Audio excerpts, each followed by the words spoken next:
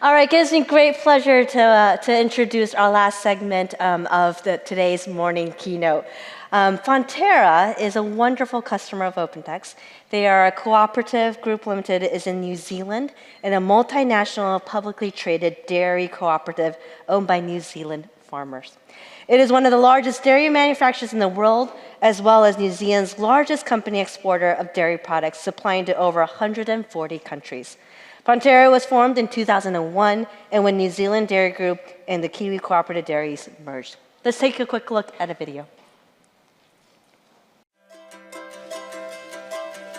Welcome to New Zealand, Aotearoa, home to our dairy farms and our farming families.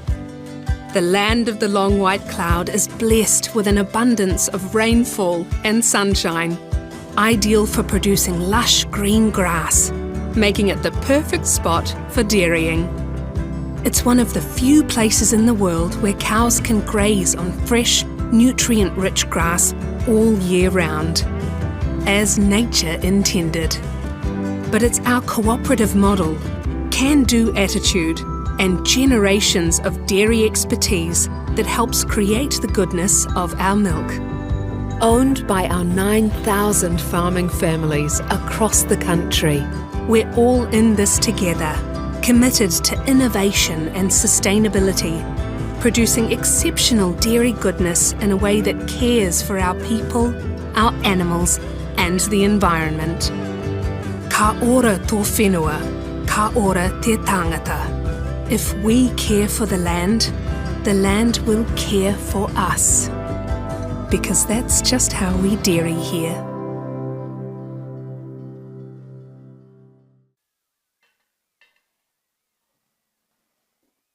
Today, I'm pleased to welcome Caroline Wishart, Head of Information Management, Data, and AI from Fonterra, New Zealand. Caroline has more than 20 years of experience in business transformation and change management, process improvement, and project management across the private and public sectors. Having been with Fonterra for 9 years, Caroline has led innovative transformation programs in the organization, including group risk and resilience, policy and compliance, framework information management, and currently is the head of information management. Caroline works with stakeholders across the business to ensure that OpenText can support their needs and manage critical business information. Please give a warm welcome to Caroline. Thank you, Sandy. Caroline, thanks so much for joining us today. Tēnā koutou katoa. Thank you so much, Sandy. It's an absolute pleasure to be here in sunny Sydney. You brought the little ring with you. Well, Caroline, why don't we get started? We'd love to just learn more about your role at Fonterra. Thank you so much. Well, I think you did a great intro. I'm in my 10th year at Fonterra, and I just have to say I love working there. I genuinely loved the video that you just showed. Fonterra's a cooperative. It's owned by 9,000 farming families, as you heard, and we are extremely strong in stewardship, so ensuring that every drop of effort and investment that we make counts and really goes back to the investment from our farmers. What are some of the key initiatives that you're working on recently at Fonterra? So that's an interesting question. We have a lot going on in Fonterra at the moment. Some of you may be familiar with the three strategic priorities. The primary one at the moment, which has possibly made it into the Australian press, is the divestment of major brands, which are Mainland and Kapiti. They're very much loved. They're exported, as you said, to over 140 countries around the world. So there's a lot of effort in either an IPO or establishing an international buyer for that major product line, which means that we're refocusing on our core business of ingredients and food service products, which are mainly sold into China. Second priority is what's been lovingly termed with the Māori phrase of punaha, which means systems, and which is our SAP remediation program, significant, spanning 5 years, with a focus on S4HANA.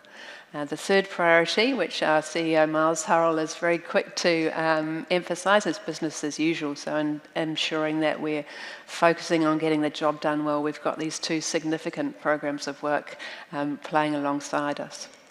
Fantastic. Well, across kind of your ecosystem between the co-op of farmers to the sites that you manage to process the dairy to that large distribution arm, what are kind of some of the challenges as you think about these priorities of divestitures and punahai and also business as usual? Yeah, so it very much plays into the theme of today, which is one of the reasons I was so excited to be here to think about information transformed. In particular, one of the key priorities is, from my role as Head of Information Management, is ensuring that we are taking care of our information that we've historically gathered over the 100 years that we've been in business as a dairy cooperative, and then ensuring information is fit for the future as well. So as you can imagine, with the divestment, we will be losing about a third of the business in terms of our staff and manufacturing sites. So we need to ensure that we're very certain where that relevant information is in the many repositories we currently have in the business. So that's one of our key challenges from an information management space. So I was very interested to see some of the technology you presented this morning that could help us with those challenges. Maybe we can share a little bit about how OpenText is already helping you with some of your challenges today. Absolutely. So my colleague Melissa here is one of our product owners with XCCM, which is extremely well used by about 4,000 of our asset managers in our New Zealand manufacturing sites. XCCM, for those not familiar with it, which I guess most of you are, is something we've named as our bridge program. So it enables our asset maintenance staff to access the very latest asset information through SAP. I think I know of another way that you're using OpenText, which is our GPass product and in traceability. I'd love to hear a little bit more about that. Yeah, so I'm lucky that the first role I had when I joined Fonterra was in the change space on a program called Trace. Otherwise, I perhaps wouldn't quite be across GPass because it's not core to my current main role now. But what we implemented in about 2015 was product authentication with our Anmum products out of Campac and based in the Waikato. And that enabled the QR coding on the bottom of our infant formula cans so that mainly our customers in China can see exactly which farm their infant formula came from, which is incredible technology. Yeah, and be able to authenticate that and trace it back to where it came from. Very important. It's world class. Yes. Yeah. I noticed that obviously in your role you cover the wide realm of AI. I'd love to hear about how Fonterra is thinking about AI and some of the things you're thinking about. Yeah, so we actually have just come out of quite a big week last week with International Love Data Week, and we expanded that to Data and AI, which is the team I work with, and my colleague James Lawrence is the GM of our AI Centre of Enablement. And having some of our local large multinationals come to us at Fonterra last week, it was interesting to note we're actually reasonably ahead in the way we're responding to some of the AI opportunities. In particular, our manufacturing business unit has an expectation of about $1 billion cost out in 2030, and so no pressure to James, who is expected to come to the party with some really significant cost reduction opportunities through AI. We also are thrilled to be working in AI solutions involving OpenText, particularly what we call PPL, so that's our policy and procedure library using Content Manager. In Palmerston North, we have a research centre with many staff, about 100 PhDs focused on new product research and technology. And James has been working with them on a solution called R&D Driver. So it enables our scientists and researchers to look across all of the repositories and look at all the research that they've generated, and of course ingesting international research, which is generated at a huge rate, absolutely inconsumable by the human. So as Mark said earlier in his intro with the quote from The Matrix, let the machines do the work, is certainly something we're seeing at our research centre. Fantastic. Yesterday when we were chatting, you talked a little bit about the concept of dairy search and dairy relation. I'd love to hear a little bit more about that for the audience. Sure, so that's also using our PPL Content Manager, and it's actually building on that strategy. So R&D Driver is where we're looking cross platform, if you like. We started small with dairy search in PPL, and so that enabled our research to access intellectual property, so our research papers and so on. And we've built on that. We started with Dairy Detective, which started small. We've ramped up to Dairy Search, still in PPL, and now we're going much broader with R&D Driver. So we're really leveraging up how we can apply AI. Fantastic. Well, a lot of the conversation around AI certainly is the technology, but also to Dr. Amantha's talk here about the habits and the change. You're certainly an expert in change management, having had that been a part of your wonderful career. What type of change are you hoping to instill at Fonterra? So loved your preso, Dr. Amantha. I was busy texting my OCM team some of the photos that you shared, so that was terrific. Particularly one of them will love the cat. But in terms of change, in the last year or so, we rolled out some of our data classification products, particularly across Microsoft. And so data classification or labeling mandatory for emails. I'm sure most of you already have had those or are thinking of deploying those. Real challenge to get people to apply the right label. They'll just go to the default, which is internal. So the vast majority of our content is either defaults to internal or some people go with public just to see if we're watching them. So those sorts of changes around getting people to think about protecting the information that they're storing and sharing.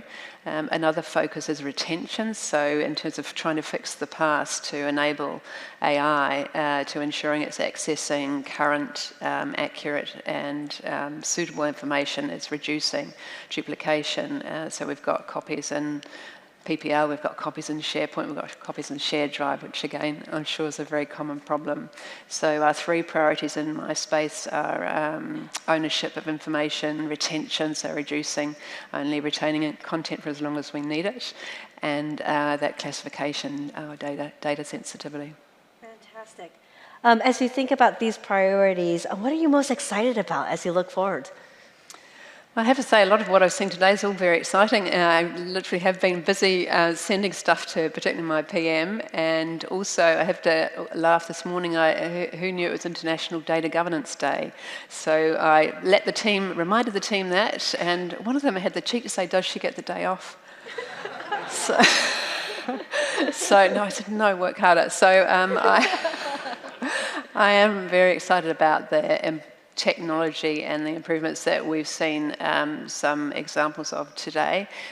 We at Fonterra, we have about 20,000 employees and we have over 29,000 SharePoint sites. So we've got more than one per person, which is not sustainable from a data footprint perspective or from ensuring the integrity of that information. And so we are, the only way we will make progress forward is to automate how we're approaching the deduplication, the protection of the right levels of information and so on. So it's really understanding how we can leverage some of these fantastic products.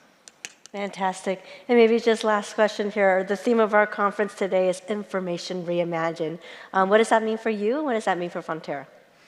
I think for thinking about the business and for our farmers, I really go back to one of our values, which is make every drop count. And so I'm really conscious working in IT, which is relatively new to me in my career at Fonterra, that we are doing that. So we're investing in the right tools that actually enables the core business, so our manufacturing staff and our sales and marketing, of course, offshore, to focus on what's important.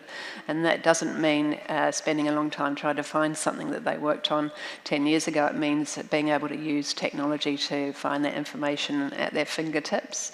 Also ensuring that they're using these products as most effectively and efficiently as they can, and that they actually want to use them in the ways in which they're designed. Fantastic. Thank you so much for being here, Caroline. Everybody, Caroline Wishart. Thank you so much. Thank you so much.